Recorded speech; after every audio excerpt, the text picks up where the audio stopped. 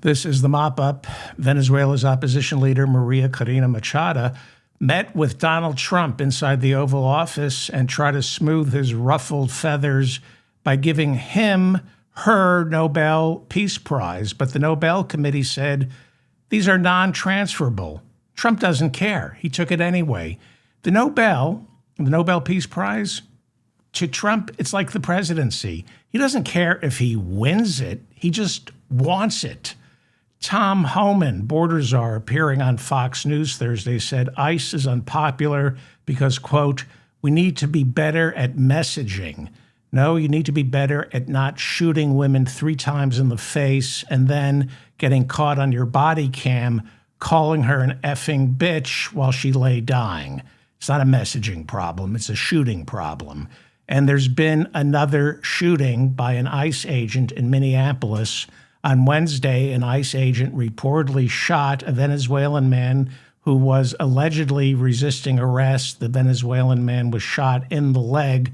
This, as the Trump White House has created a surge of ICE agents and federal border patrol officers in Minneapolis, nearly 3,000 agents now on the ground, amping up arrests. Protests are intensifying as Donald Trump now threatens to invoke the Insurrection Act. This is part of the plan. Get people riled up so he can cancel the midterms, which he is now talking about. The Washington Post is reporting that the medical examiner has ruled the death of an immigrant inside an ICE detention facility in Texas on January 3rd was a homicide. The Post reporting the detainee was killed, according to another detainee, by ICE guards who strangled the man to death. His name is Gerald Lunas Campos. Campos was a 55-year-old Cuban immigrant who died after a reported struggle with ICE detention workers in a Texas ICE detention facility on January 3rd. The medical examiner, according to exclusive reporting by the Washington Post, is ruling it a homicide, and a fellow detainee is saying he saw Gerald Lunas Campos strangled by ICE detention officers. This is now the 4th reported death inside an ICE detention facility since the beginning of the year, and we're only halfway through January 2025. So we've had 4 reported deaths. 2025 saw 30 deaths. That's the highest number since ICE became part of the Department of Homeland Security nearly 20 years ago. 28-year-old Madison Sheehan is the number 2 official at ICE. She announced on Thursday that she is quitting in order to run for Congress in Ohio. She hopes to win the Republican nomination and challenge Democrat Marcy Kaptur, the incumbent. I've had her on the show. This is the mop-up.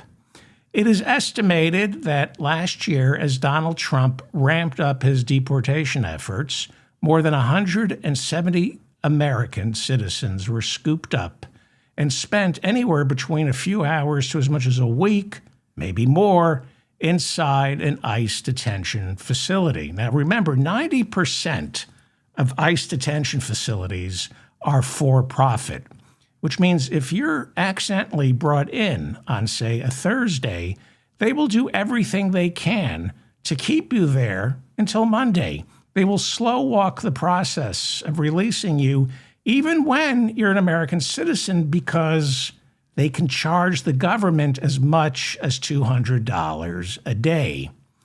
Why are American citizens getting arrested by ICE?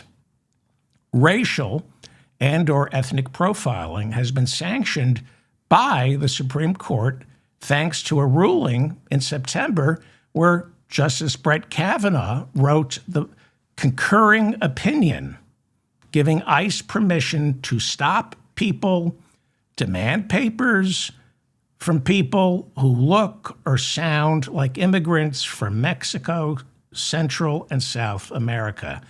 Now, you got to remember, half of all Hispanic males voted for Donald Trump in 2024, and nearly half of all Hispanic voters voted for Trump. Trump got more Hispanic votes than Kamala Harris. They thought they wanted the border more secure, but we're now saying support for Trump among the Hispanic community has dropped nearly 50% as more and more American citizens who look and sound Hispanic are being harassed and arrested by ICE agents, even if they're citizens. When Operation Midway Blitz began in Chicago last summer, Greg Bovino, he's the border commander in charge of the operation, he was asked by a white male reporter from WBEZ Radio how ICE agents make the determination to stop someone and demand their papers. And a flippant Greg Bovino said to this white male radio reporter, quote, "Well, if they don't look or sound like you, they're suspicious." Bovino had every right to exude confidence during that interview because after the September ruling last year in Nome versus Vasquez Perdomo, ICE agents were temporarily granted what is now referred to as the Kavanaugh Standard, named after, it's a colloquial expression that ICE and border agents use to justify stopping a Hispanic person. It's the Kavanaugh Standard. In Nome versus Vasquez Perdomo, the Supreme Court allowed Border Patrol to extend their reach beyond the border and begin patrolling the inner cities, especially Los Angeles.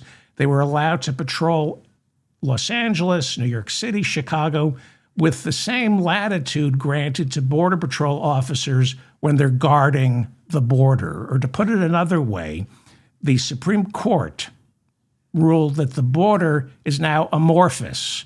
It's whatever ICE agents and Border Patrol officers are told it is.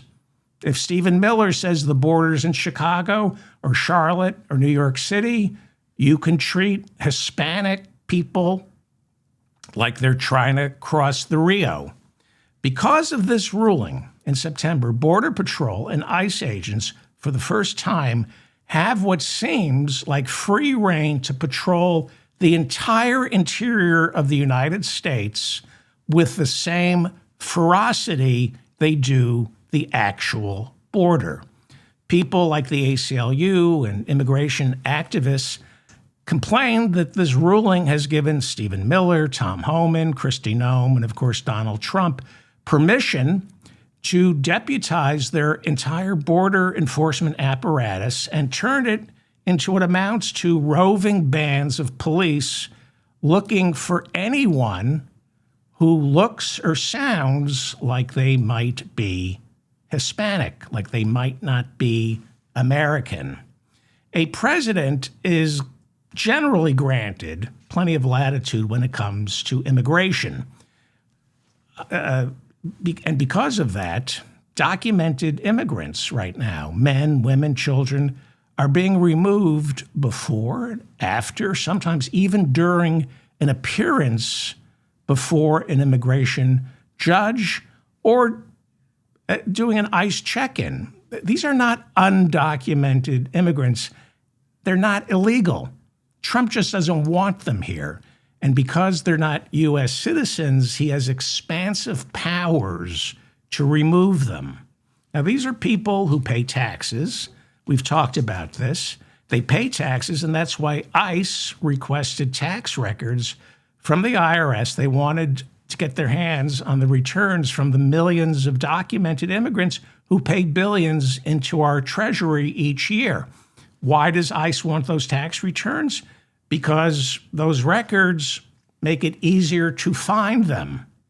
These people are not illegal and they're not undocumented. What this is ethnic cleansing. ICE is stopping people, Hispanic people, in the service of the Great Replacement theory, something all MAGA acolytes hold dear to their dark hearts. You ask Elon Musk, you ask J.D. Vance, you ask Pete Hegseth, Kristi Noem, Tucker Carlson about the Great Replacement theory. They genuinely believe liberals, Democrats, Jews are purposely flooding the United States and Europe with non-white immigrants as part of their war on white people. They believe there is a war on white people, so ICE is fighting back because white people will not be replaced. And to make sure of that, brown-skinned people will be removed. Now, the Supreme Court in 1975 ruled that ethnic or racial profiling along the immediate southern border is permissible. The court in Brignone-Ponce decided it was okay for Border Patrol officers to question and or detain someone who appeared to be Mexican if they were stopped or noticed close to the border. The Supreme Court in 1975 said common sense dictates that if a person standing near the Mexican border sounds or looks or dresses Mexican, they could be Mexican and not a U.S. citizen. So in 1975, the Supreme Court ruled that border agents can have a reasonable suspicion that someone is in this country without the documentation if they look, sound, or dress like they're from Mexico and are right on the border. The court said it's okay for Border Patrol officers to demand from these people that they show proof of their citizenship or documentation, but it must be in the immediate vicinity of the border. That was 1975 on Thursday. Kristi Noem, the head of Department of Homeland Security, said all citizens now must show proof that they're here legally. All citizens. That is what Kristi Noem is saying. And it got worse after September's Supreme Court ruling. It's a temporary ruling that blurs the line between Border Patrol and interior operations. Interior operations meaning the greater United States. There's the border, keeping people from coming over the border, and then there's patrolling the entire United States, which is what's going on right now. And there's now no difference between how, thanks to Brett Kavanaugh, there's no difference between how Border Patrol agents use reasonable suspicion at the border and reasonable suspicion in any American city that they've been sent to. In his concurrent opinion, Brett Kavanaugh wrote, this was in September, that Border Patrol or ICE agents anywhere in the country can pull over anybody in any part of the nation, not just the border, anyone who looks, sounds, or dresses like they're not American citizens. They can be subject to what Brett Kavanaugh called investigative stops. These are now called Kavanaugh stops. Kavanaugh added casually in his concurrent opinion, quote, lawful residents or U.S. citizens are promptly released upon verification. So it's just a minor inconvenience if you're, say, a Hispanic veteran who gets rounded up and detained by border agents. All you have to do is prove you're an American citizen. No harm, no foul. You're promptly, quote, promptly released upon verification. So how long does that take? Has Brett Kavanaugh ever been held in a jail or even worse, a for-profit detention facility with open-air toilets and one meal a day if you're lucky? Has Brett Kavanaugh ever spent 2 hours, 6 hours, 2 days in an ICE detention facility while waiting to be promptly released upon verification? There are tourists who come to America with all their papers in order, but thanks to a bureaucratic snafu, they end up getting held in a for-profit ICE detention facility for days, sometimes weeks, before being promptly released upon verification. When 90% of your ICE detention facilities are for-profit, and each inmate is worth up to $200 a day, they can bill, Geo Group can bill, CoreCivic can bill ICE $200 a day to keep someone in one of their for-profit facilities promptly. Brett Kavanaugh says they'll promptly be released. When it's for-profit, promptly is measured in geologic time. There are tourists. There's a Canadian woman who spent months in the for-profit detention maze, and she concluded after she got out, she wrote a piece in The Guardian. She said, I realized I'm money.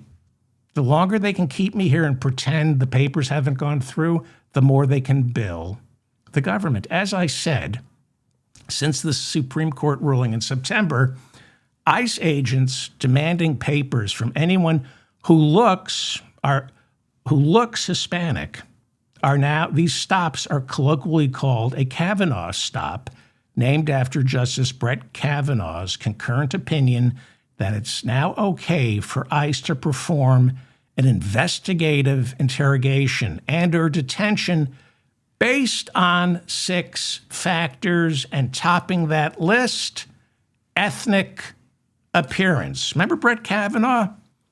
This is the guy we all know. Blasey Ford was telling the truth about him. Kavanaugh is a little embarrassed that these are being called Kavanaugh stops, and he clarified in December. He wrote this ruling in September. In December, he clarified that ethnic appearance can't be the sole determining factor in performing an investigative stop.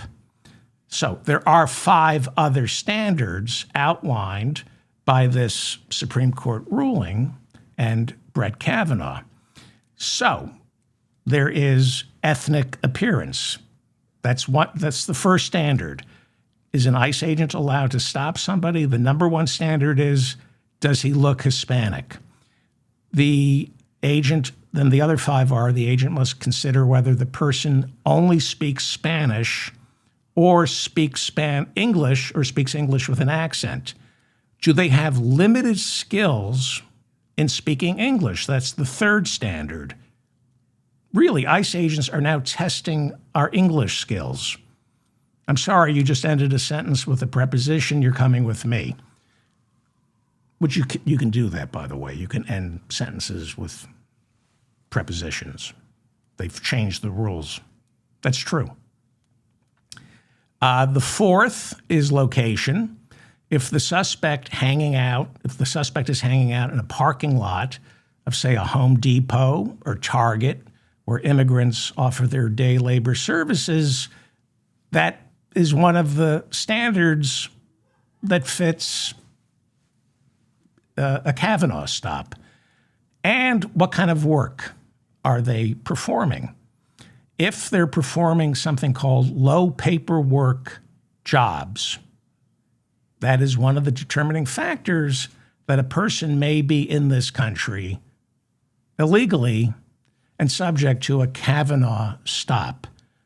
So if you do a low paperwork job, if you don't shuffle paper for a living, you're suspicious. In other words, if you do something of value, like roofing, construction, landscaping, the Supreme Court says that's reasonable suspicion you're not an American citizen. So if you can actually do something, you're probably not an American citizen.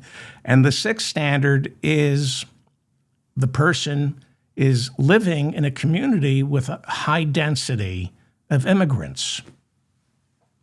This is why if you watch TikTok and YouTube, you watch these videos of ICE agents going after people with abandon, it's the Supreme Court. They have, the ICE has been freed up by the Supreme Court, and specifically Brett Kavanaugh, who most of us believe Blasey Ford was telling the truth when she said he tried to rape her. And that's connected. That is connected. The court, as of September, has given ICE a wide berth, a very wide berth. And it's why people like Greg Bovino are so cocky and Hispanics are so scared. This is ethnic cleansing. This is white people taking their country back, white men specifically. And it's creating a cockiness, not just for Greg Bovino. You're noticing a cockiness among a certain type of white person and how they interact with people of color, especially Hispanics. TikTok, YouTube, lousy with videos of Hispanic people just living their lives, getting confronted by angry white people who, since Trump came back and the Supreme Court ruled about the Kavanaugh stops, angry white people sense it's now open season on people of color. Because when ICE and the police are free to harass someone based on how they look or sound, that privilege is extended to Trump voters in their twisted mind. They are bubbling over with rage. Before Trump was brought back, they were convinced, these white people were convinced they're second-class citizens, not because of corporate greed, but because of immigrants, people of color stealing their birthright. This is what we're hearing now. This is what we are hearing. We are hearing blood and soil. This is straight from Hitler. We are hearing, especially among young Republicans, blood and soilage. We are hearing, but soilage we get from Donald Trump. That's why he has to wear a diaper. Blood and soilage is what Melania sees every time she changes the tea bag's diaper. But the rest of the Republican Party is talking about blood and soil. We are hearing on the not so far right a growing chorus of mainstream politicians like J.D. Vance.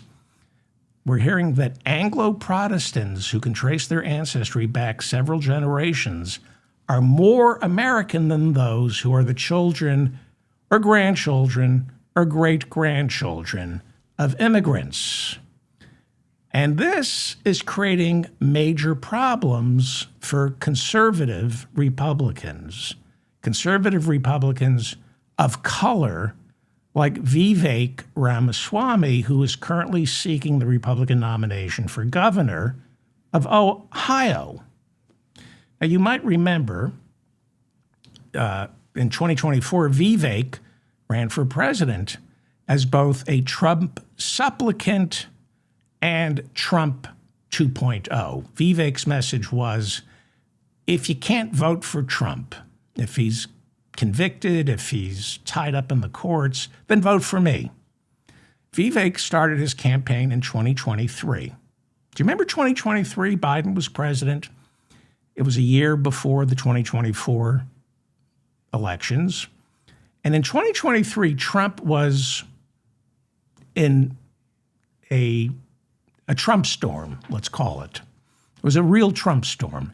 In 2023, he was indicted for January 6th. He was indicted for mishandling classified documents. Those were two federal indictments, criminal indictments. In the summer of 2023, Trump was officially a candidate for president. He declared right after the 2022 midterms.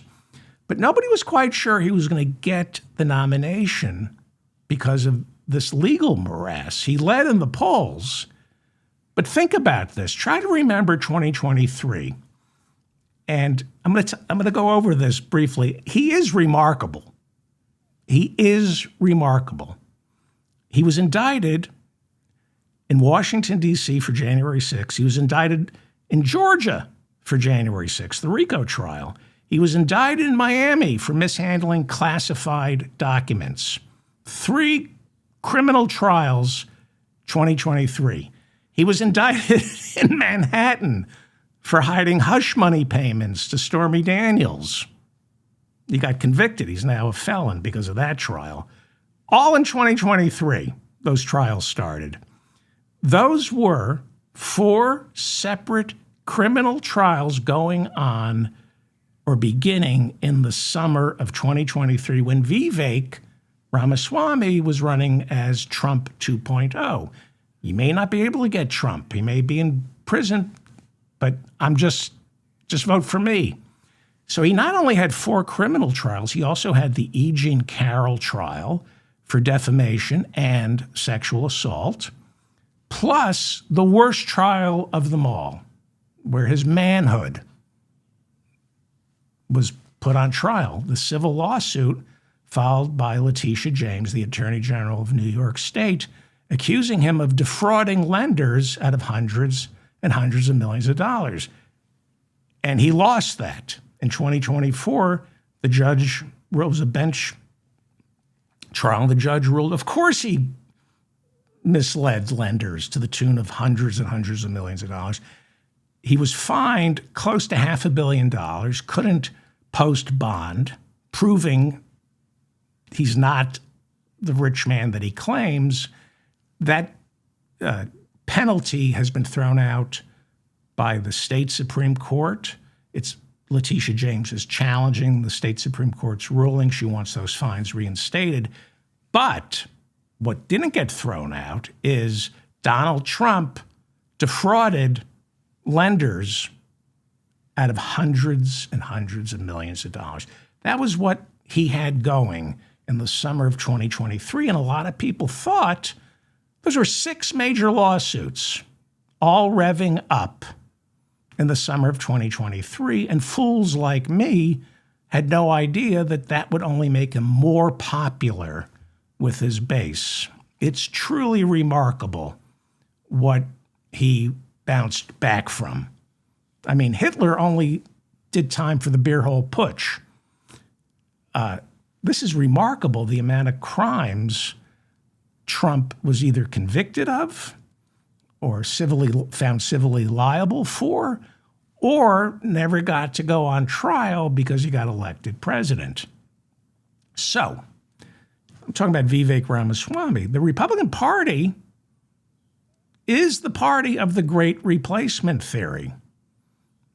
And Vivek Ramaswamy thought he could run for president. Now he thinks he can get the Republican nomination in Ohio.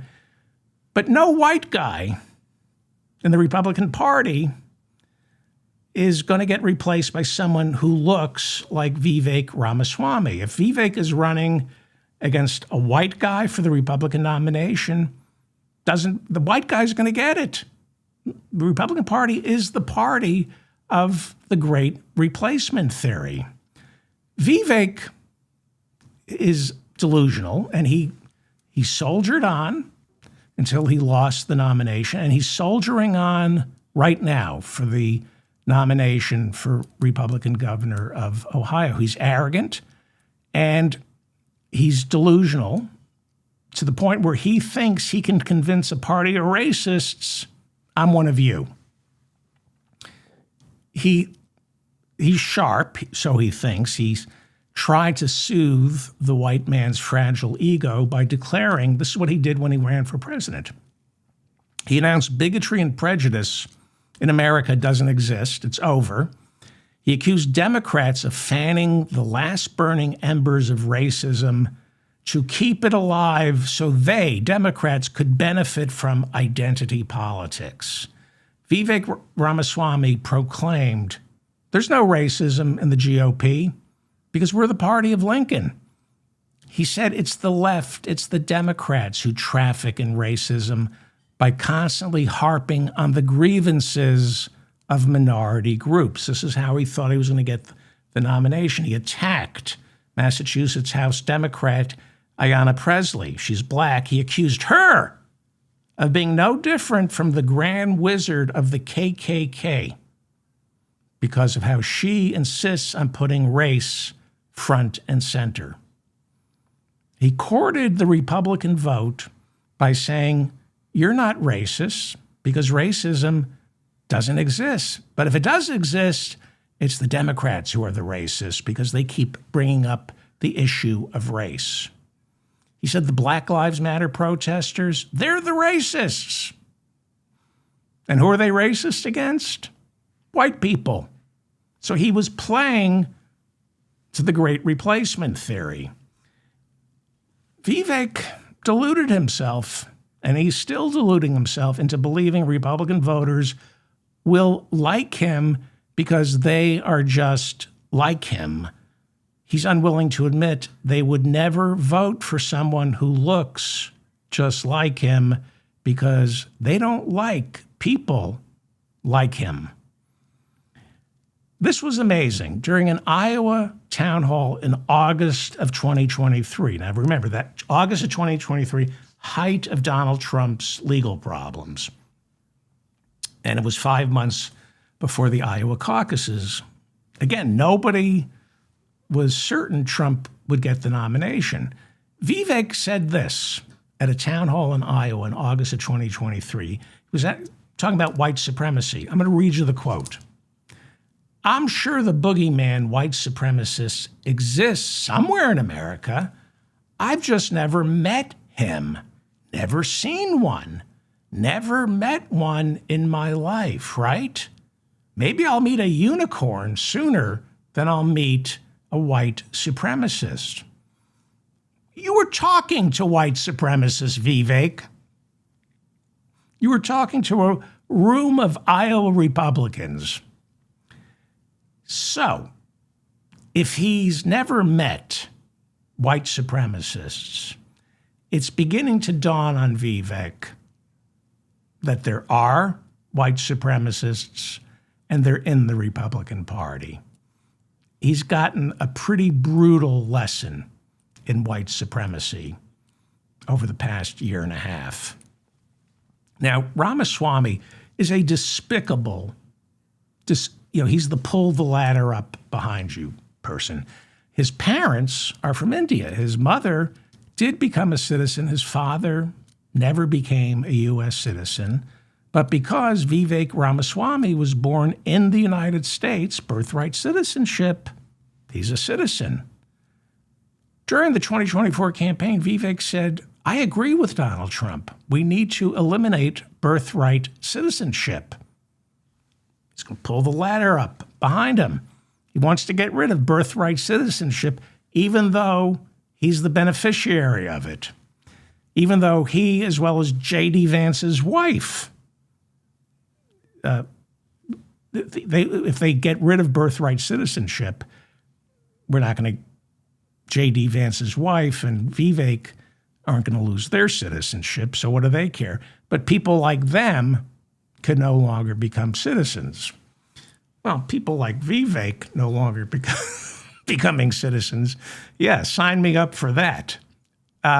So Ramaswamy still is attempting to gain traction among an increasingly racist GOP electorate. He's trying to secure the nomination for Ohio governor. And the bigotry aimed at him has become so vicious in the past 8 weeks. He just announced he is leaving social media. Thanks in part, he says, to, quote, a spate of shocking racial slurs and worse. He's appalled by the racial slurs and death threats directed at him via social media, and it's gotten worse in the past 8 weeks. And I'll tell you why it's gotten worse in a minute. When he abandoned social media this year, I think like a week ago, like Elon Musk's Twitter, Vivek said, I can't be on social media. It's a broken mirror. Really, a broken mirror. I don't think it's broken, Vivek.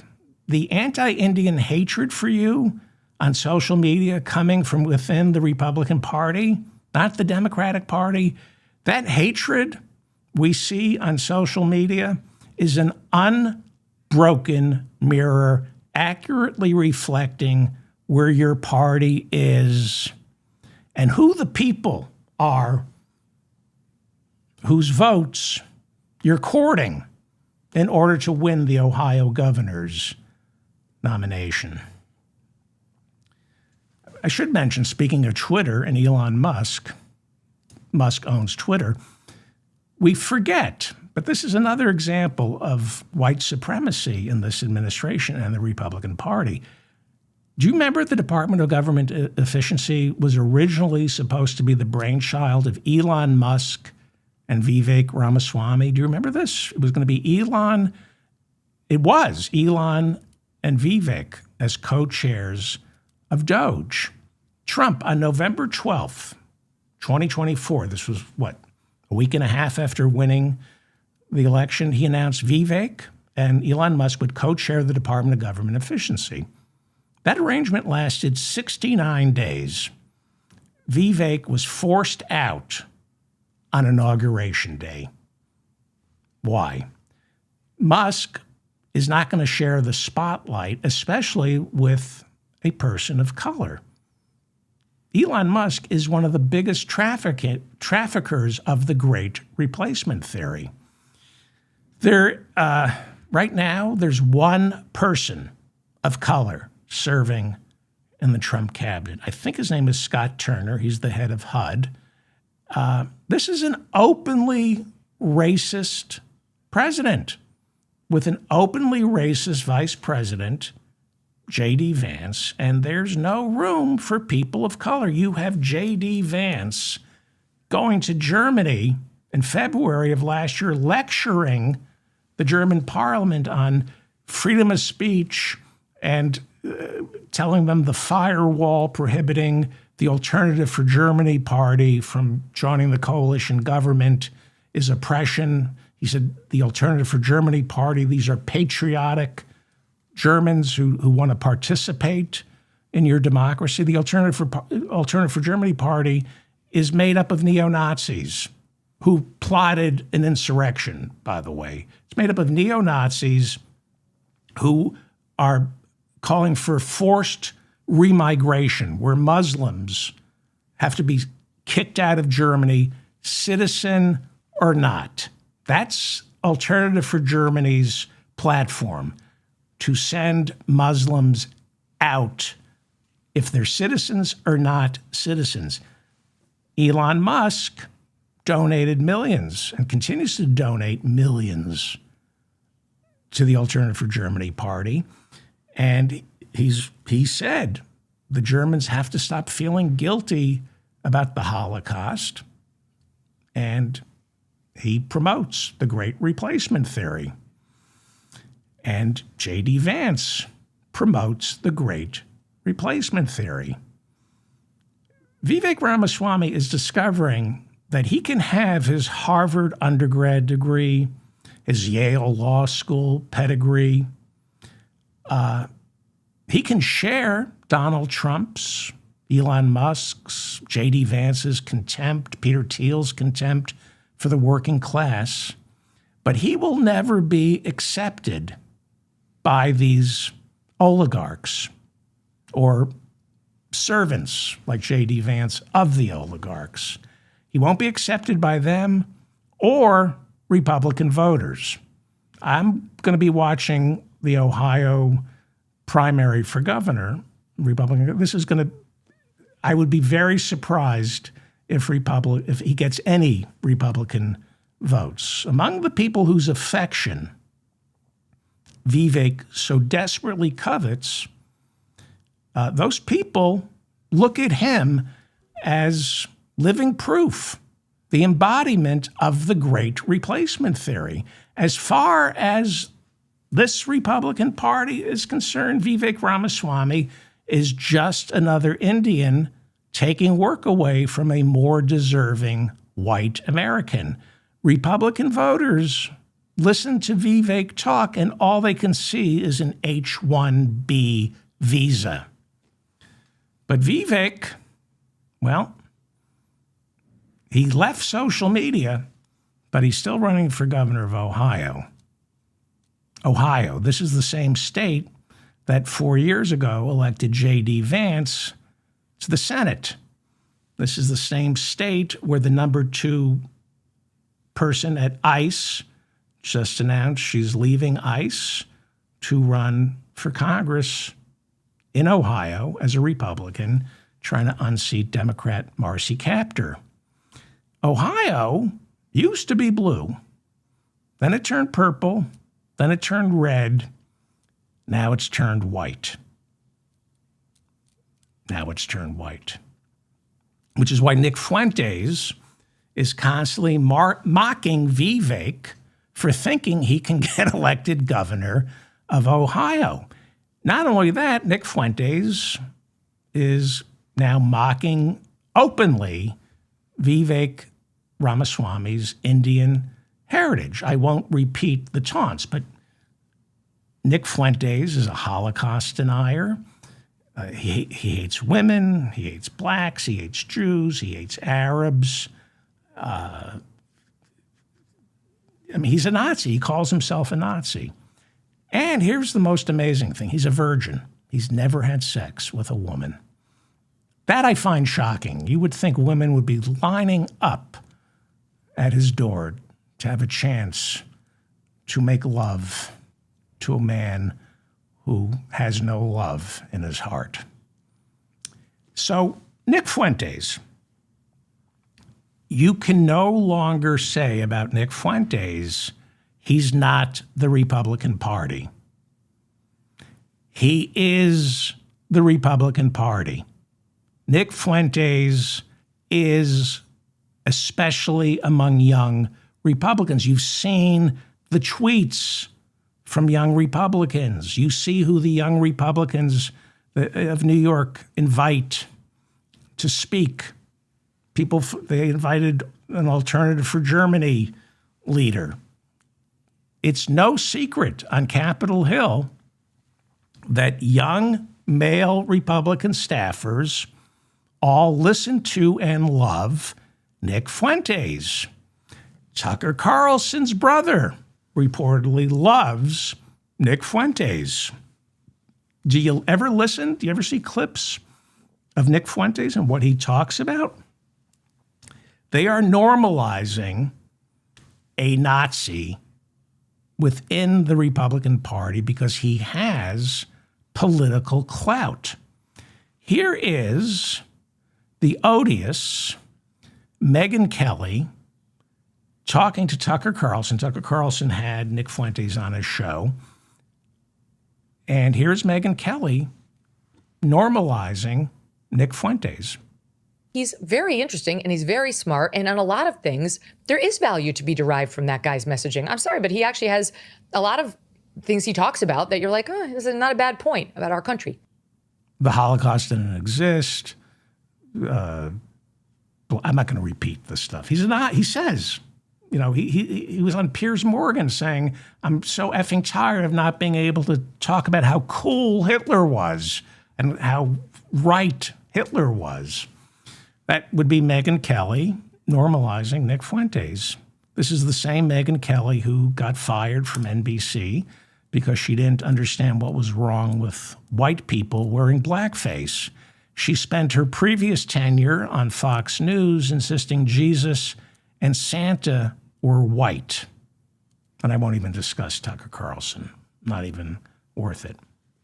James Fishback is seeking the Republican nomination for governor of Florida.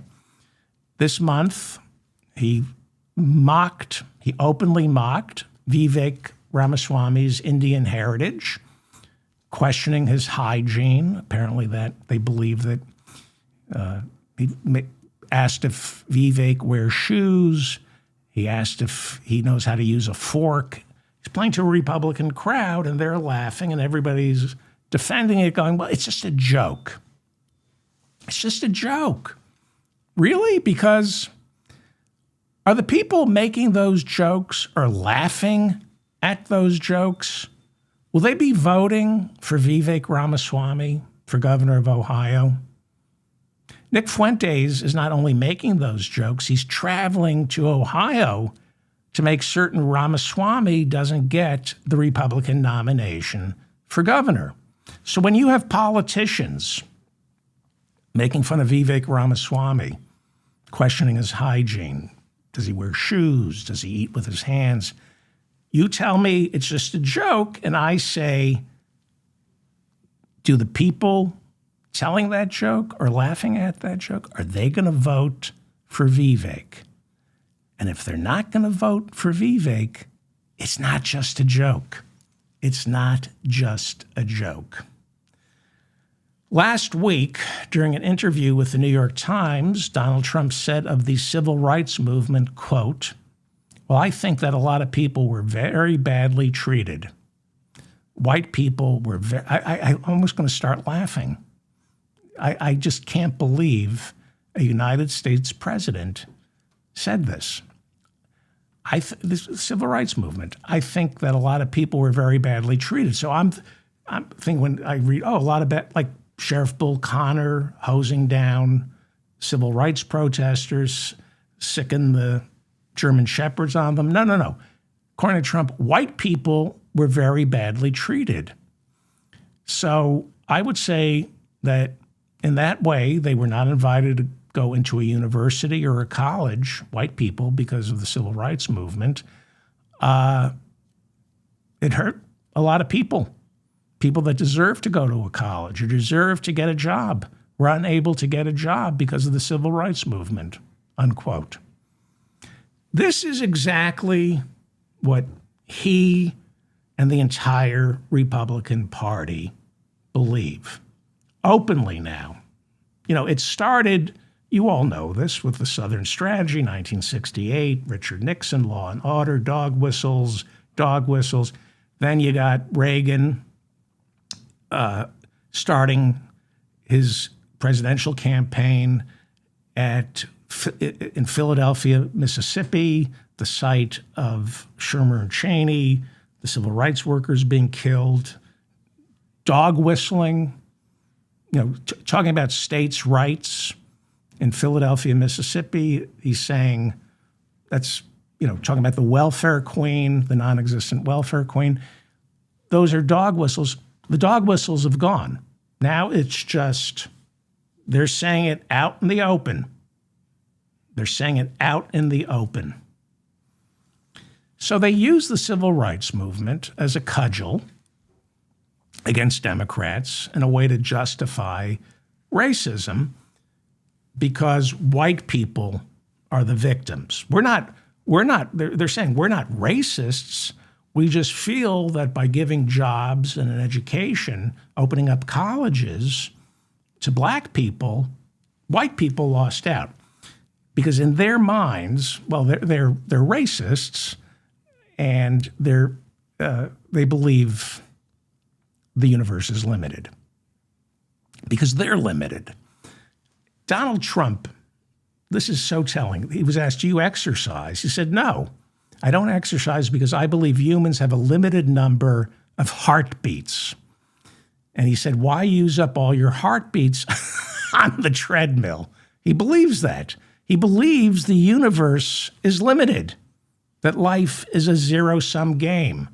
If someone wins, someone loses. There isn't room for everybody.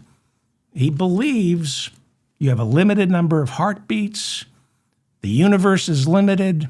Life is a zero-sum game. And this mindset will get you pretty far to some degree in a capitalist system because capitalism is all about limits.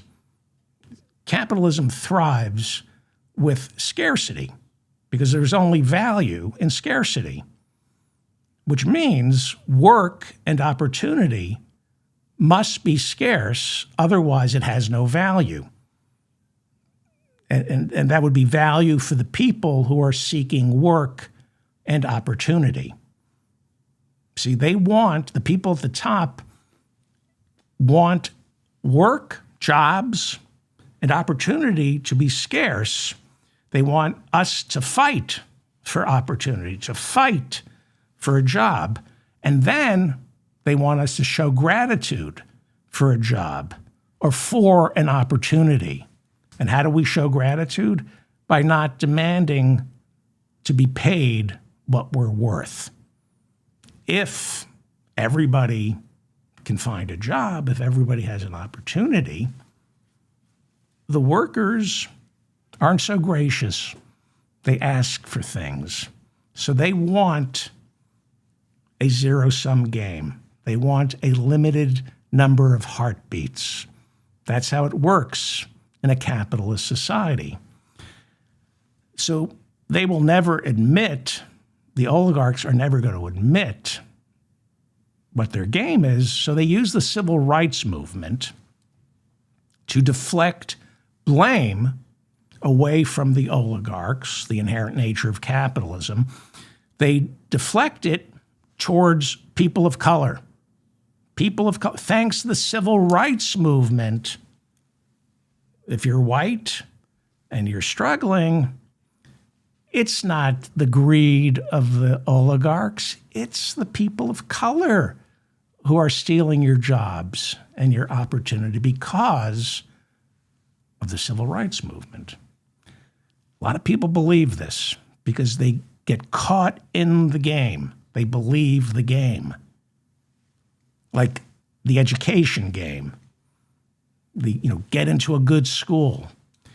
Elite universities, for example, they thrive on scarcity, artificial scarcity. They limit enrollment. Harvard has an endowment of $40 billion, but we can only accept 1,400 freshmen? Really? Artificial scarcity. It's like diamonds. The De Beers family knows that there are more diamonds than we need, so you just don't release them into the market and create artificial scarcity. The elite schools, Stanford, they convince everyone in America, and no other country in the Western world is like this. Americans have been convinced there's a limited number of good colleges where you can get a great education, and ambitious Americans, in other words, stupid, gullible Americans, fight for what they think is that rare ticket to the upper class. All I need to do is get into an elite school. It's a game that only Americans believe. The Canadians, they have McGill, but Great Britain has Oxford and Cambridge, but they don't buy into this this fake faux meritocracy. The universe is unlimited. Abundance abounds. You don't have a limited number of heartbeats. There's room for everyone to get a good education, a good opportunity, and a well-paying job. Everyone can have that. The system, because it's controlled by oligarchs, they don't want that.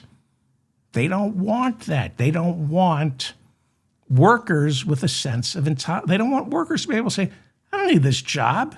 The government's giving me health care. I don't have to take this crap. They don't want that.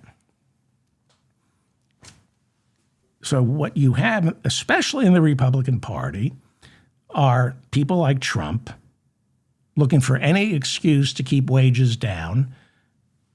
You do that by dividing the working class, divide the lower middle class, divide people living at or below the poverty line, convince them, yes, I see your pain. I mean, Trump sees your pain, and then he has the wrong person to blame. Lyndon Johnson, not Elon Musk, not Jeff Bezos. It's Lyndon Johnson, the civil rights movement. Because of the civil rights movement, people of color are getting into Harvard and Yale, and not you. That's why you're suffering. It's the civil rights movement. By the way, Vivek Ramaswamy went to Harvard. He went to Yale Law School. His father isn't even a U.S. citizen. So in the eyes of Republican voters in Ohio, Vivek is unfair. That's what they see. They wait. That's not fair. How did someone with his color, whose parents weren't citizens when he was born here, his father never bothered to become a U.S. citizen. How is it fair that he gets into Harvard and Yale Law School and my kid can't? That's not fair. Well, it's the lie. It's a lie that if you get into a good school, you're smarter than somebody. I'm going to wrap it up. I want to talk about one more thing. How am I doing on time here? All right. So Vivek is really interesting. He's in denial. He blames the racist vitriol coming his way. He blames it on social media. But it's not social media, it's the Republican Party. And he thinks he can fix the racism problem in the Republican Party. This was fascinating. There's been so much going on, and there's so much to talk about. I found this fascinating. So Vivek was at a Turning Point USA event in Montana in October. This was right after Charlie Kirk was killed. And Ramaswamy spoke. They did it to keep Turning Point alive. They did these little small events around the country, and Vivek Ramaswamy spoke in Montana, and then he began taking questions. And each question, he was repeatedly scolded over his Hindu faith, with one person warning Vivek that he will never prosper in this conservative space since it's reserved exclusively for Christians. Again, he's running for governor of Ohio. He's running for the Republican nomination. This is a party whose leaders openly say America is a white Christian nation founded by and for white Christians. You can live here, but it's not your country unless you're a white Christian. So it was at a Turning Point USA event at the University of Mississippi. This was weeks later. A little small event. J.D. Vance, our vice president, showed up. And you all know he was asked about his wife Usha's Hindu faith. You all know how J.D. Vance answered. He said, "I wish my wife would convert to Christianity." What a guy. He says he publicly said, "I wish my wife would convert to Christianity." He's also, his wife is a beneficiary of birthright citizenship. J.D. Vance repeatedly calls birthright citizenship the dumbest immigration policy in American history. His wife has stopped wearing her wedding ring occasionally. Okay? So you all know what happened. He says to a group of Turning Point people at a University of Mississippi event, "I wish my wife would convert to Christianity." And he was accused, and rightfully so, of throwing his wife under the bus and being disrespectful to her. And when he heard the criticism, he accused the people criticizing him of being anti-Christian bigots. Vance and Ramaswamy, by the way, both graduated from Yale Law School the same exact year, and that should puncture the myth that you need to attend one of these so-called elite universities for a good education. So this is where it gets really interesting for Vivek, and how delusional he is. On December 19th of last year, Vivek delivered a primetime speech before Turning Point USA's America Fest. And this was held in Arizona. I'm sure most of you saw this. Turning Point, Charlie Kirk's Turning Point, is headquartered in Arizona. Turning Point USA's America Fest was the big event for Turning Point since Charlie Kirk's death. Again, there were smaller events for Turning Point, like in Montana, University of Mississippi. People like Megyn Kelly, a lot of them just traveled around the country to keep the franchise going. But this was the big event. And Vivek Ramaswamy was given prime time, and he thought, I'll give him some credit, he came in thinking he can reshape the organization, move it on a different path away from the blood and soil dogma that Charlie Kirk began preaching in his final months. Vivek's speech was entitled, "What is an American?" It was pretty daring. I recommend you watch the speech. He was willing to alienate Charlie Kirk's disciples in the church of Charlie Kirk. Now, last year, we saw an emergent belief among conservatives, especially Charlie Kirk, that America is not an idea. Now, Charlie Kirk and a lot of people used to preach that America is an idea.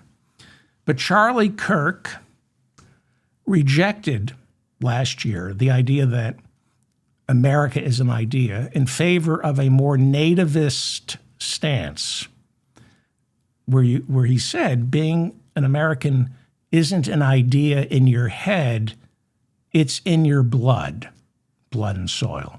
You just can't will yourself to become an American, because that means anyone can be an American and will want to move here. So America isn't an idea. It's got to be in your blood. In order to be an American, you also just can't be born on the soil. This is the emergent belief among young Republicans, and Charlie Kirk was beginning to talk this way.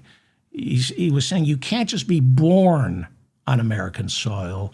Your blood must be rooted in the soil. Your blood must be firmly planted in the American soil for generations. That's what makes you an American. So Charlie Kirk and young Republicans believe that calling America an idea they believe now it's something Obama or Joe Biden would say. This is what young Republicans are coming to believe, that it's wrong to suggest all it takes to be an American citizen is a belief in American values. You pass the test, the citizenship test, and poof, you're one of us. Well, it's a long way to go to justify racism. And it's a not so convoluted justification for nationalism. How do you define a country? Is it geographic borders? Well, more and more young Republicans believe you define a nation by geographic borders as well as religion, ancestry, ethnicity, and race, whatever race means. My listeners know race is just a construct to justify slavery. Now, historically, religion, ancestry, ethnicity was often how people hived off into tribes so they could start killing people from different tribes. It's human nature, tribalism. And The liberals throughout the 20th century fought tribalism. They celebrated pluralism. But that created a problem with white men. Liberalism, especially on college campuses and in politics, democratic politics, it messed with American people, white Americans, men. It said tribalism is wrong because we're all Americans, but we need to celebrate our differences and recognize our identities. So you can't be a tribe, you can't be proud of how you were born unless you were born black, gay, unless you were born an oppressed group. You're not allowed to have pride in your identity. And that is why Trump is president. And it's what is getting the Democratic Party so twisted that it can't find its way out of this identity trap, can't connect with working class voters, can't connect with people living at or below the poverty line. Because instead of pushing Medicare for all, raising the minimum wage, free tuition at all public universities, taxing billionaires to improve our infrastructure, Democrats, because there's so many beneficiaries of our horrible tax system, so many billionaires and millionaires running the Democratic Party, they have morphed into the party of inclusion. Tribalism bad, but at the same time promoting identity. So it's just a walking paradox of garbage. The Democratic Party is a walking paradox of garbage, and it's really easy to poke holes in the candidates because when billionaires run a party, their candidates are all full of shit, except for Bernie, except for AOC, except for... If you're not talking about putting the health insurance companies out of business, if you're not talking about putting oil companies out of business, you're full of shit. And that's what the Democratic Party needs to be talking about. Otherwise, you're going to get all tangled up in the identity trap, which is what's happening now. And all that does is empower Republicans because it makes white working class voters angry. Yes, there is structural racism, misogyny, and homophobia. Discrimination is part of America's genetic code, and we need to address that head on. And Democrats do. The party does. But they're not addressing the housing crisis. Nobody can afford rent. Nobody can afford to buy a place to live. Nobody can afford good health care or a college education. I was on the phone the other day with somebody, I don't want to, well, nobody listens to me, but I was on the phone with a pharmacy benefit manager. And so I said to him, I said, you realize you're the devil. And he said, well, blah, blah, blah, blah, blah. And I said, no, you're a pharmacy benefit manager. You're the devil, but let's work this out. And at the end of the conversation, he said to me, I just want you to know, Mr. Feldman. I thanked him. He did help me. And he said, I just want you to know, Mr. Feldman, I work for this company and I don't have health insurance. I can't afford it. The point of the story is he called me Mr. Feldman. The fact that he called me Mr. Feldman made me, no. So, and I said to him, do you see how sick this is? And he said, I know. So if you're not talking about getting rid of the health insurance companies and the oil companies, if you're not talking about free tuition at all public universities, you're full of shit. If you're not talking about abolishing ICE The mayor of Minneapolis, who just got reelected, there was a Vivek Ramaswamy, not a Vivek. Now that's little Freudian racism on my part. Wow, I wanted to say Zohran Mamdani, and some Freudian racism on my part. There was a candidate identical to Zohran Mamdani. I apologize for that slip. Wow. He was running for mayor of Minneapolis. He got the Democratic nomination. They freaked out, and they pretty much took it away from him. And now we're back with this Frey.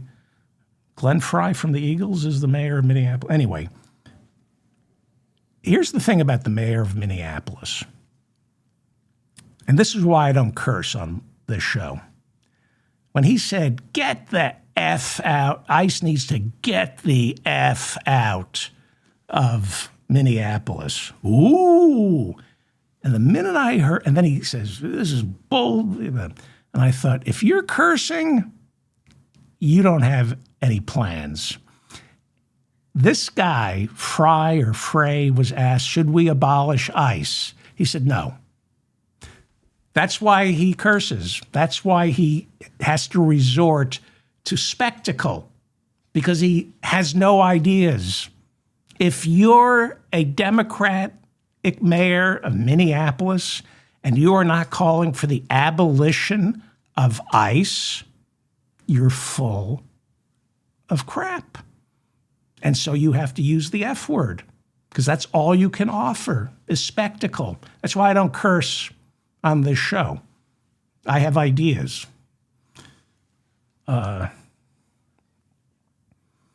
Anyway, nobody can afford rent. Nobody can. I cannot believe the price of food. I can't believe what it costs. You can't buy a car. And Trump is smart. He pays lip service to our economic immiseration, but he knows what every authoritarian has known for centuries. He knows that hatred for the other will trump, if you will. Hatred for the other trumps hatred for the other trumps voting in your own best interest. Read What's the Matter with Kansas. Millions and millions of Americans will vote to deny themselves free health care, free education, clean air and water, if it also means denying people of color the very same thing. If you can convince white Americans that Medicare for all means black people or Hispanic people will be getting free health care, millions and millions of Americans, white Americans, will vote against it.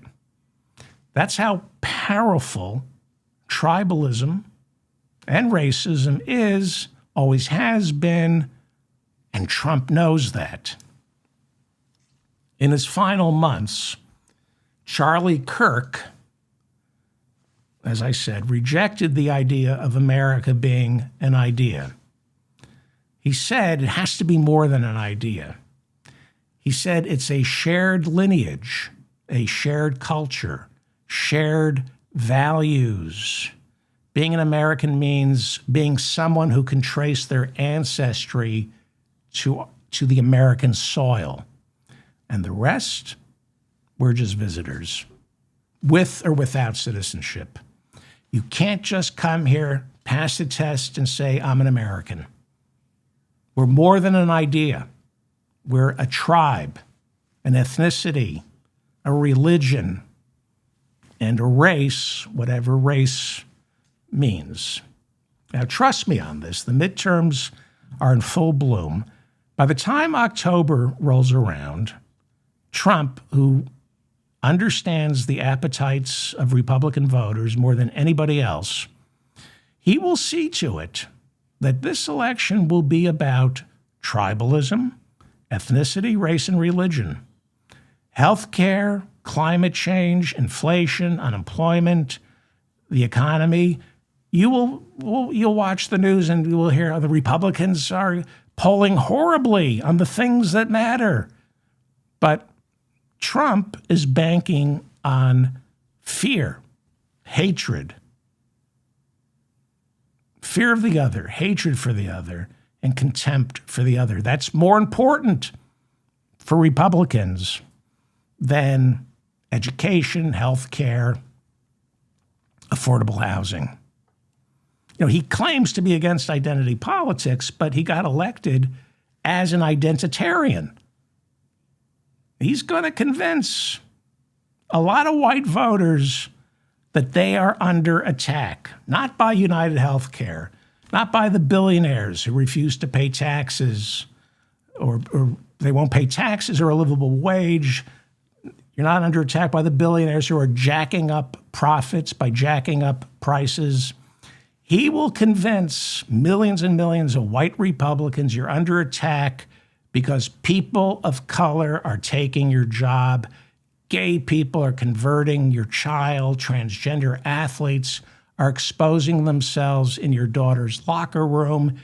And millions and millions and millions of white Americans will forget that they can't afford health insurance and get so worked up, they'll vote for their Republican Congress person or senator.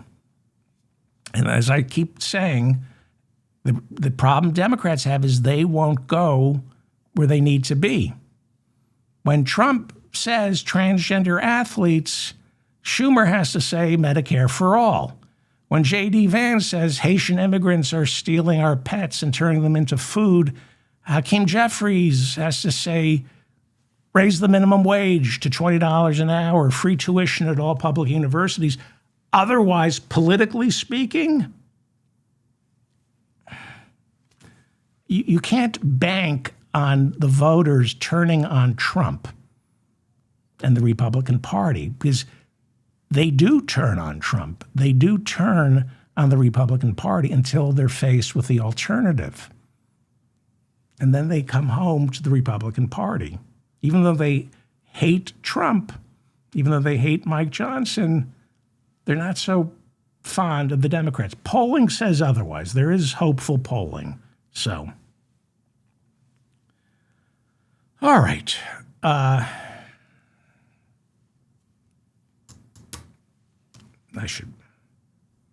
want to wrap it up. Vivek Ramaswamy. Should I keep going? There's so much going on.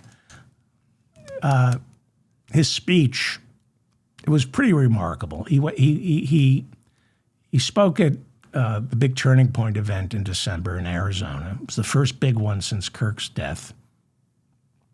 And he challenged Charlie Kirk's new found blood and soil dogma, and it was sacrilege. Vivek attacked this emerging idea of what is now being called heritage Americanism. Vivek called it loony and un-American. Called it loony and un-American to believe that you're more American if you can trace your ancestry back to European Anglo Protestants. Again, he was in Charlie Kirk's church challenging the dogma. Vivek said America is an idea, right? So he's running counter to this new emergent belief that America is not an idea. He said America is an idea rooted in 1776, free speech and a love for liberty. Vivek Ramaswamy told the Turning Point crowd, being an American can never be defined by skin color or religion. And then he urged conservatives in the audience to reject the growing nativist tide inside the Republican Party. He urged them to reject anti-Semitism and racism. And the crowd responded favorably to Vivek. But the people watching at home exploded negatively. Right-wing social media And this is why he delivered this speech in December, and 2 weeks later he quit. So Vivek Ramaswamy quit social media.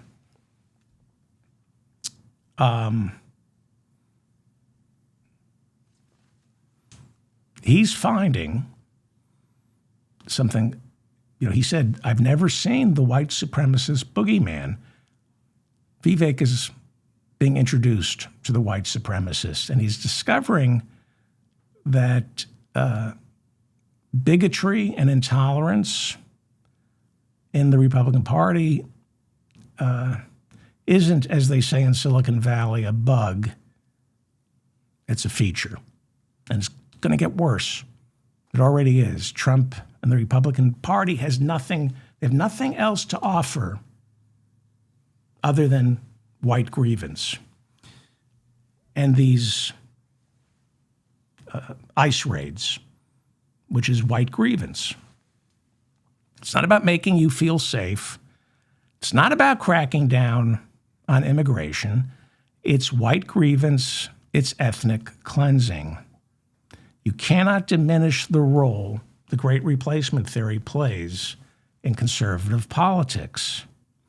And the thing about ethnic cleansing traditionally is it lulls some of the most vulnerable people into blind complacency. It's going on right now. If you're white, you're thinking, well, this is horrible, but I really don't follow it. I don't understand what it's about. I'm sure there are two sides to every story. I don't watch the news. And privately, they think, well, I'm white. It can't happen to me. But it will happen to you. It is happening to you. Renee Good was a white woman, an American citizen. We're not exceptional. This happens all the time in other countries, which starts off as ethnic cleansing, that's what this is, ethnic cleansing. It starts as ethnic cleansing, and then it spreads to the undesirables, like mouthy white lesbian women, which Renee Good was. As far as, I guess it was this guy Jonathan Ross who fired the shots into her face. He saw a mouthy white woman. The undesirables, liberals, leftists, Democrats, anyone who disagrees with the regime, you're not safe. Now, they say his name is Jonathan Ross. He's believed to be the ICE agent who shot Renee Good. He's supposedly married to a woman from the Philippines. So some on the right are saying, well, the fact that he's married to a woman from the Philippines proves this isn't ethnic cleansing. He's not a racist. To which I say, how many Southern plantation owners raped their black slaves? Thomas Jefferson put into writing his contempt for the black race, while at the same time sharing his bed with Sally Hemings, his slave. It doesn't surprise me that this ICE agent is married to a Filipino woman. These types of men want a woman totally beholden and fearful of them. Now, I wouldn't presume to know the nature of this ICE agent's relationship with his Filipino wife, but I can tell you rape is a constant in war, and these ICE agents consider themselves warriors. I don't know what his personal life is like, and I don't want to know. I just know throughout history, invading soldiers rape women. Women they have contempt for. That's what rape is. Nazi Germany, the very same members of the SS who believed in the inherent inferiority of Jews and the need to exterminate them, these same SS agents had no problem descending upon the concentration camps for some rape and relaxation. So I don't know anything about this Jonathan Ross. I won't even go so far as say I'm positive he shot Renee Good. And I'm not sure he said effing bitch after he shot her. I'm not sure if that's his voice on the body cam. But if he is the shooter, and if he is the right-wing Christian his social media feed seems to suggest, and if that is his voice calling the woman he just shot in the face 3 times an effing bitch as she lay dying, what does that tell you about the people working for ICE, what they're capable when their primitive lizard brain is unleashed by Stephen Miller or Donald Trump? Billionaire hedge fund manager Bill Ackman donated $10,000 to the GoFundMe campaign to pay the legal fees for ICE agent Jonathan Ross, who was believed to be the man who shot Renee Good in Minneapolis. Ackman, billionaire, said he believed in the American idea. This is why he justified donating $10,000. He said, I believe in the American idea that someone is innocent until proven guilty. Yes, you're innocent until proven guilty, or an ICE agent shoots you 3 times in the face. Ackman, hedge fund billionaire, said he tried to donate to Renee Good's family. Ackman called the whole thing a tragedy. He said an officer was simply doing his job. No, he wasn't. That is not the job description of an ICE agent. I'll get to that in a second, but I want to point out that Bill Ackman, the billionaire hedge fund manager, is a huge supporter of Israel, pathologically so. He just donated $10,000 to Jonathan Ross's GoFundMe.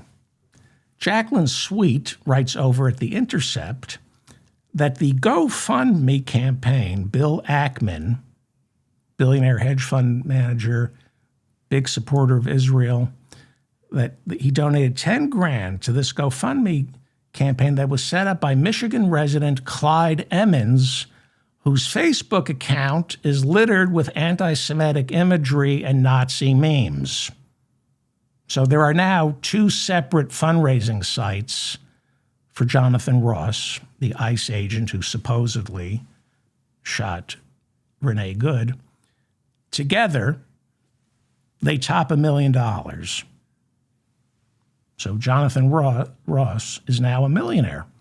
They say we need to raise this money for his legal fees, but the Department of Homeland Security will pay his legal fees if the family of Renee Good, if he ever gets prosecuted in a criminal court. That's not going to happen. I'll get to that in a second.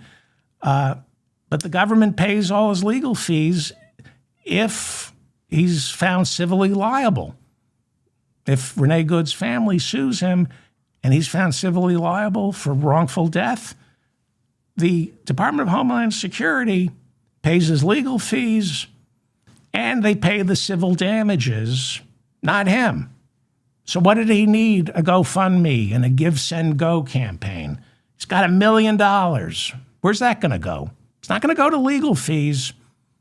It's not going to be for paying civil damages. And he's not getting fired. Bill Ackman, the billionaire hedge fund manager, who is a pathological supporter of Israel, he donated 10 grand to a GoFundMe campaign set up by somebody who appears to hate Jews. Bill Ackman is, if he had any sense, would discover what Vivek Ramaswamy is slowly discovering. The Republican Party doesn't share your belief in religious freedom. When Vivek Ramaswamy speaks, all the Republican Party hears is a Hindu. And when Bill Ackman speaks, all they hear is a Jew. And Republicans don't like either one of you. They don't like Hindus. They don't like Jews. They will tolerate you, but they don't like you. I want to show you, if I can find it. Okay, this is from The Intercept. Bill Ackman gave $10,000 to Jonathan Ross GoFundMe created by user linked to Nazi salute image. Okay, this is Clyde Emmons. This is a screenshot that The Intercept took where he announced his GoFundMe campaign for Jonathan Ross. The stupid C words, but he says writes the actual word on Facebook. They want to make a GoFundMe for the stupid bitch that got what she deserved. I made one for the ICE officer that did his job. Let's get this man some money. No dog whistles. He took that down, but he's raised several $100,000.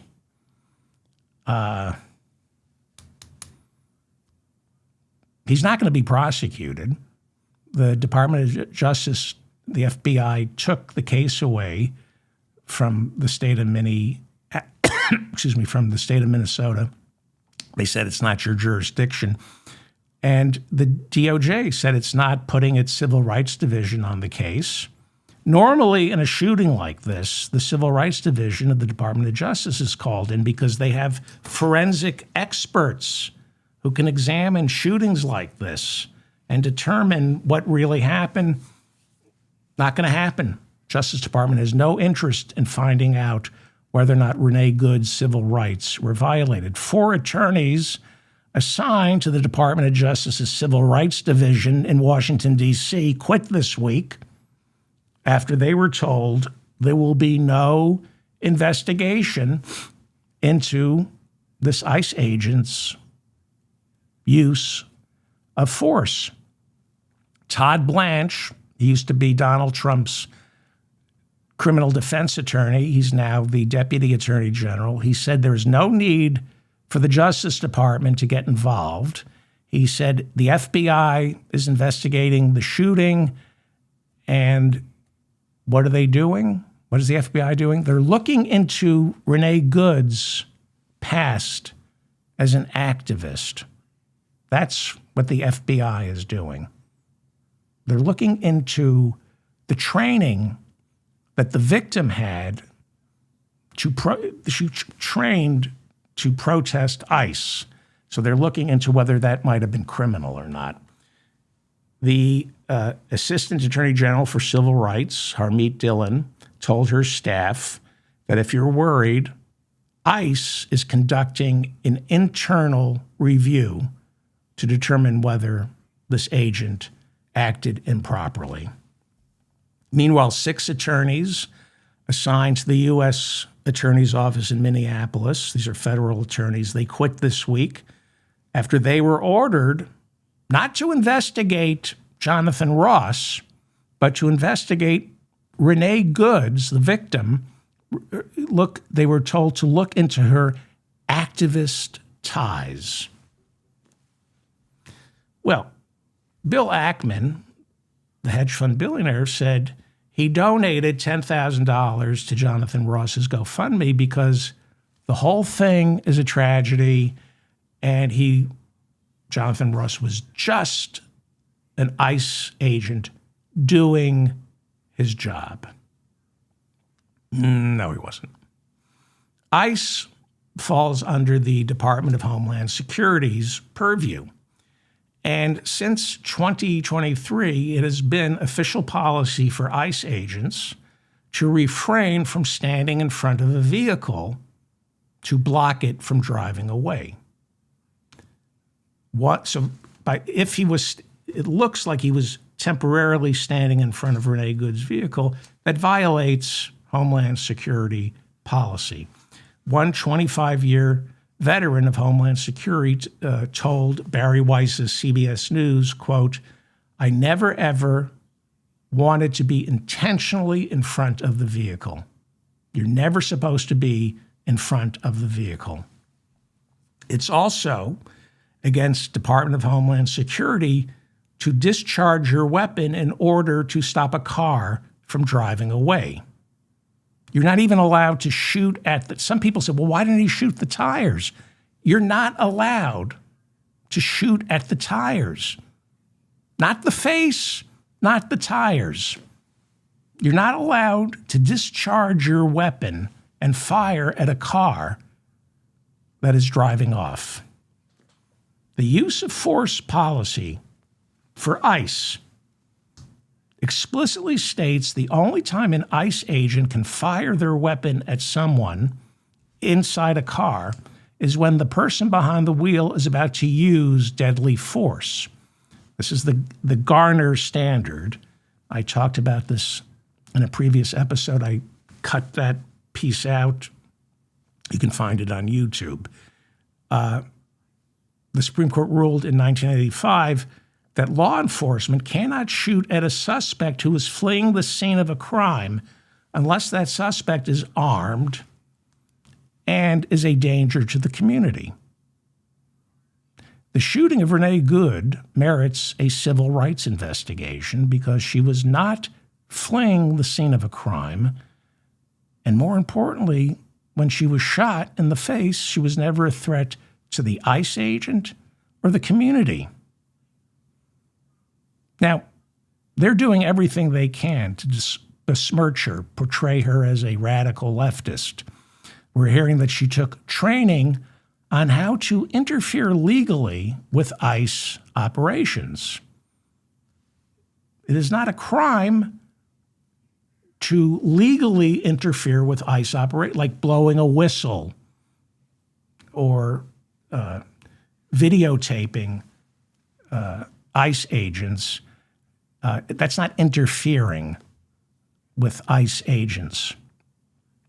If she did, in fact, and she didn't, but if she did, in fact, cross the line and actually physically interfere, she's only subject to arrest, not getting shot in the face. If she drives off, you have her license plate. She's got children. She's not going on the lam. You know where to find her. But you look at this Facebook post set up by this guy, this GoFundMe for Jonathan Ross. This guy who set up the GoFundMe, echoing exactly what we believe Jonathan Ross is heard on tape muttering right after shooting her in the face. Effing bitch. The C word. This guy setting up the GoFundMe called her the C word. C word. So we're not talking about the law. You cannot argue with fascists. This is not about the law or department policy. This is about violent men who believe you should kill mouthy women who talk back to an ICE agent. There will be no accountability for Jonathan Ross.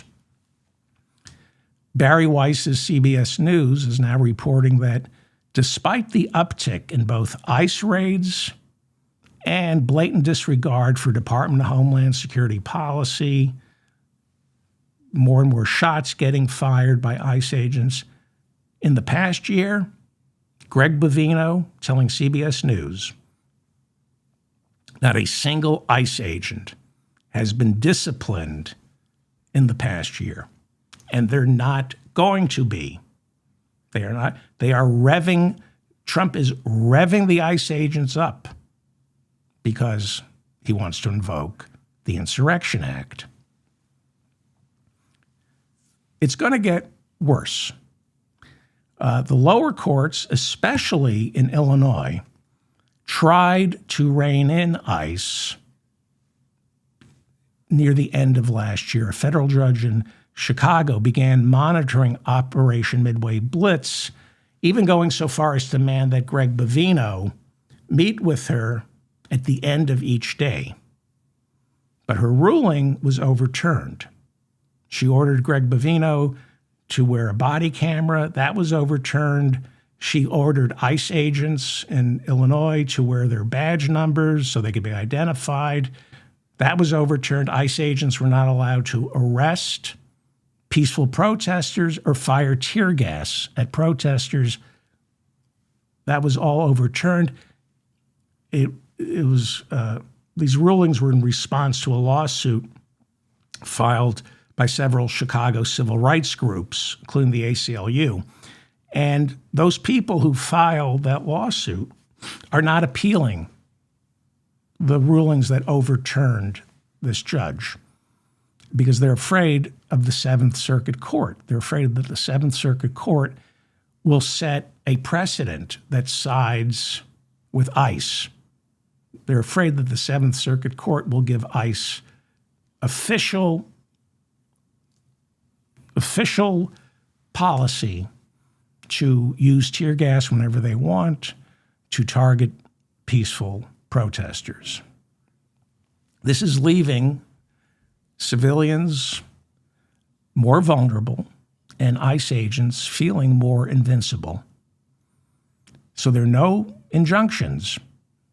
ICE agents, no court injunctions. ICE agents are free to fire tear gas, use unnecessary force. They don't have to wear body cams. They don't have to show their ID.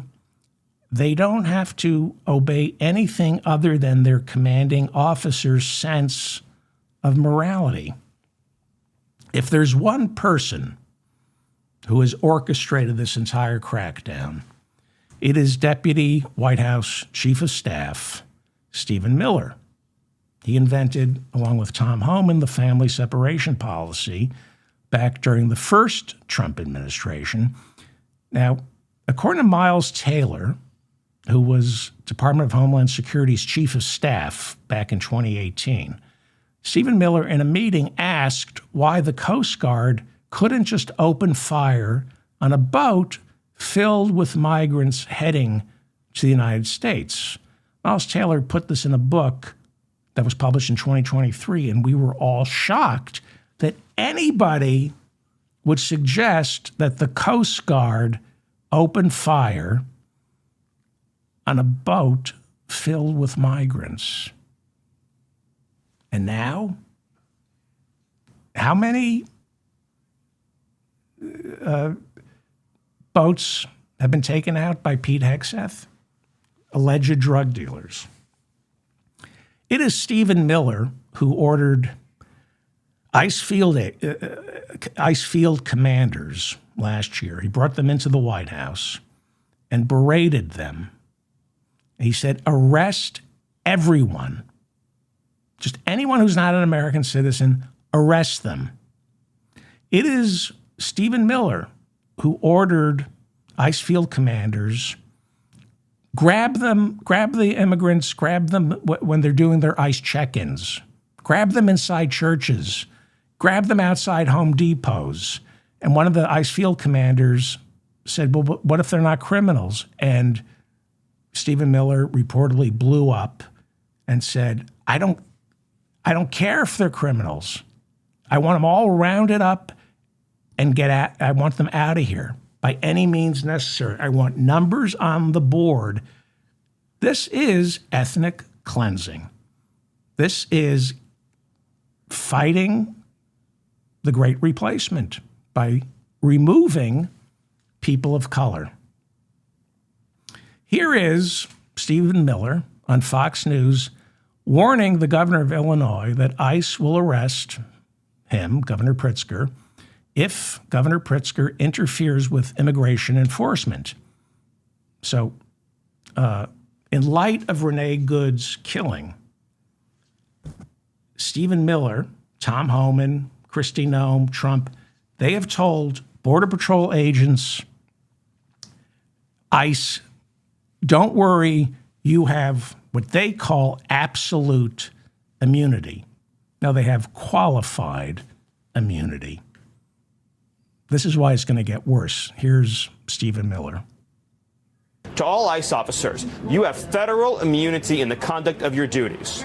And anybody who lays a hand on you or tries to stop you or tries to obstruct you is committing a felony. You have immunity to perform your duties, and no one, no city official, no state official, no illegal alien, no leftist agitator or domestic insurrectionist can prevent you from fulfilling your legal obligations and duties. And the Department of Justice has made clear that if officials cross that line into obstruction, into criminal conspiracy against the United States or against ICE officers, then they will face justice. So Governor Pritzker of Illinois filed suit against the Department of Homeland Security and ICE.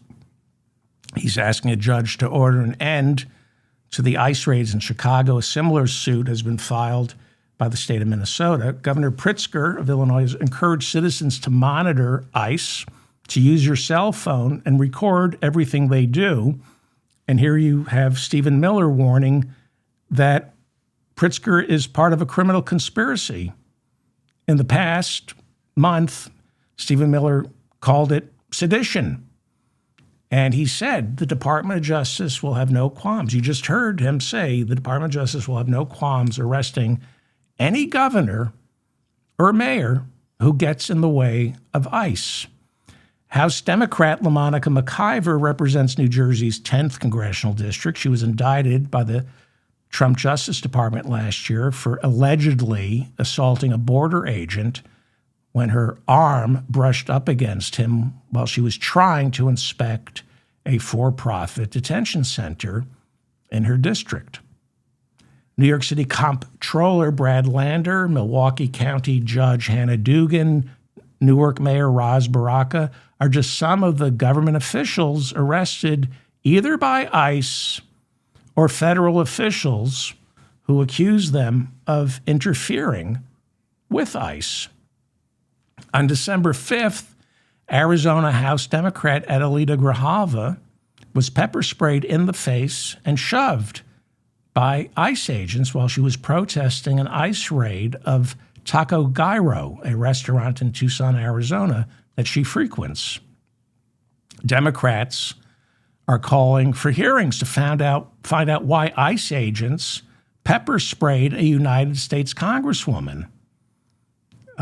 They attacked her immediately after she informed them that she was a United States Congresswoman. She, of course, is the Mike Johnson wouldn't swear her in until the shutdown ended.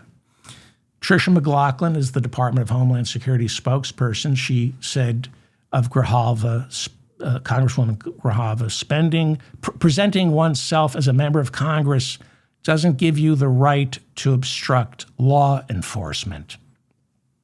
What is obstruction of law enforcement? It's anything ICE says it is.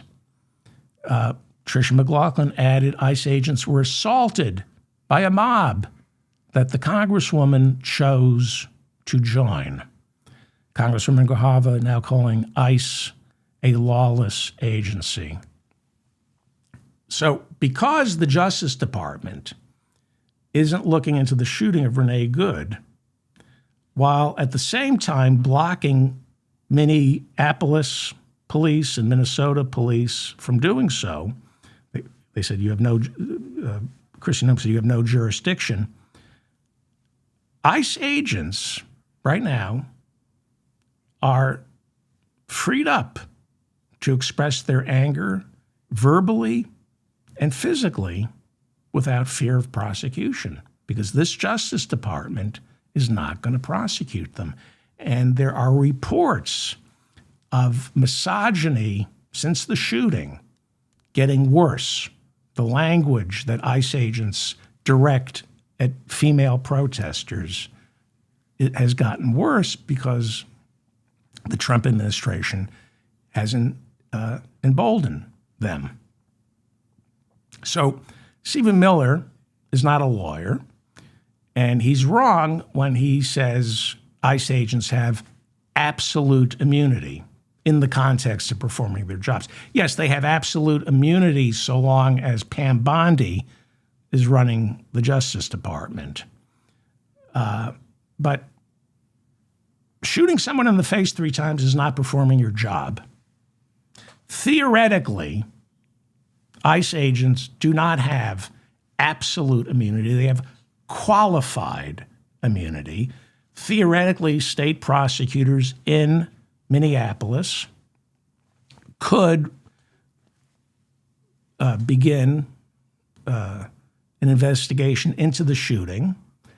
The problems with that are manifold. The primary one being the FBI has all the evidence now, and Kash Patel is unlikely to turn it over to Keith Ellison, the Minnesota State Attorney General, or the Hennepin County DA.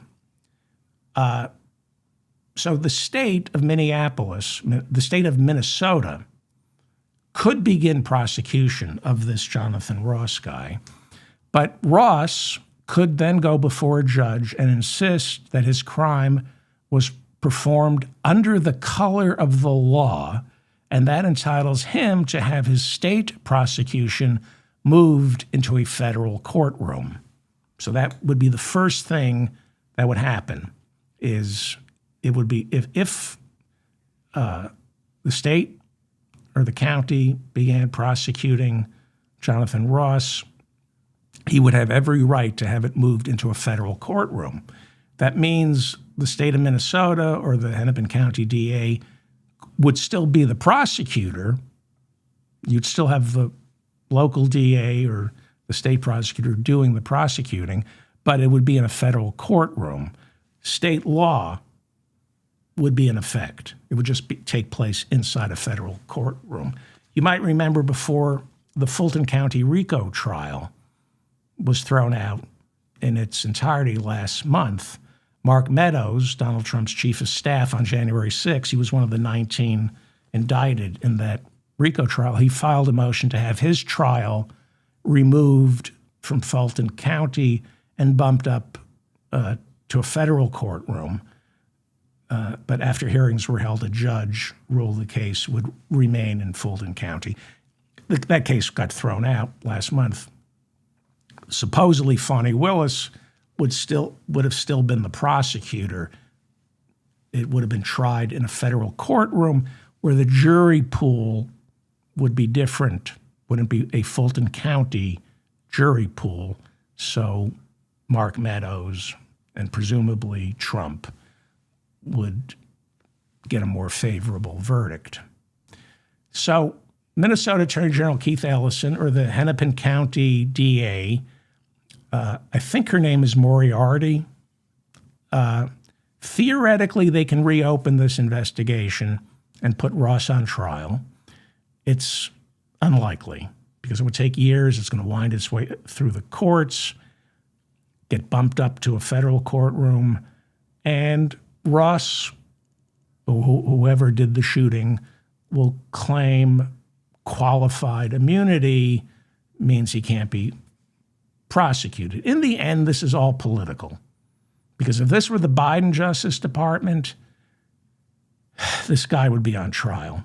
There would be cooperation between Minnesota and the FBI, and the Department of Justice's Civil Rights Division would be all over this.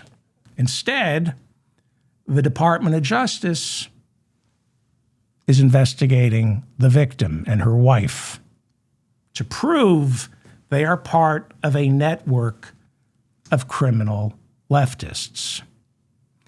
The Federal Tort Claims Act does allow Renee Good's family to file a civil lawsuit seeking damages, monetary compensation, but no jail time. It's a civil lawsuit. There would be no jail time.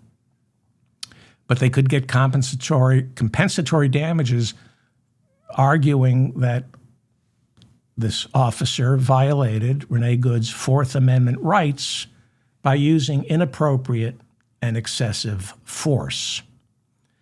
Again, Ross, ICE, will claim he has qualified immunity, not absolute immunity. And he does have qualified immunity. And it makes it harder for him to be sued in a civil court. J.D. Vance, Yale Law School, claims he has absolute immunity. It's qualified immunity, meaning qualified immunity means he can't be sued for a death caused while performing his job in a reasonable fashion. Well, I've watched those videos over and over again to the point where I'm no longer sickened by it. Do you think he was performing his job in a reasonable fashion? Is that his voice saying effing bitch as she lay dying? If we had a normal president and a normal Justice Department, the Civil Rights Division would be all over this agent. Do you think he was performing his job? Because if that's not the nature of the job, then your qualified immunity is thrown out. You're not trained. It's not the official job to shoot an innocent person 3 times in the face. If that's his voice calling her an effing bitch, afterwards, you're not allowed to fire your weapon out of anger. That's not part of the official job. Again, he's a millionaire now because of the crowdsource, the fundraising that's been going on. ICE pays his legal fees, and if it goes into civil court, ICE pays his legal fees, and if he has to pay damages, it's ICE. You and me pay the damages to Good's family, not the officer. I doubt justice will be served, and I fear more shootings. I went long tonight. There's a lot going on. I'm sorry I went long. I don't know what to tell you. I stay up all night watching videos of people screaming at ICE officers. It's heroic and cathartic, and it's how I fall asleep. I'm amazed by their courage, their bravery, and their love for this country. Governor Pritzker has asked people, it is not against the law to give your finger or scream at an ICE agent. You can't get in their way. You can videotape them. You all know this. Everybody knows this. You can videotape them. You can scream at them. You can't throw snowballs. You can laugh when they slip on ice. You can call them Nazi. You can say all the horrible things you want. I find it very soothing. It's how I fall asleep at night, especially hearing women's voices with a Hispanic accent shouting at these agents. But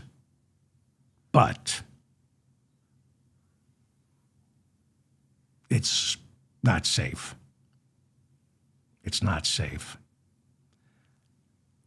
Think back to the demonstrators in Portland in the inflatable outfits. There's a genius to that. I'm a coward, so I'm going to keep my mouth shut. I'm just saying it's not safe out there. And we're all angry. Trump is purposely, Governor Walz said this, he's purposely trying to stoke the flames so he can invoke the Insurrection Act. I have no right to say anything on this or give advice, but I will tell you, Portland, Oregon, the inflatables, That was something else. To show up and protest ICE and inflatables. Yeah. Anyway, thank you for listening. Thank you to Bob and Mila for keeping the conversation civil in the chat room. I got so many more notes to go over. It's just leave a comment. I will try to do a show tomorrow.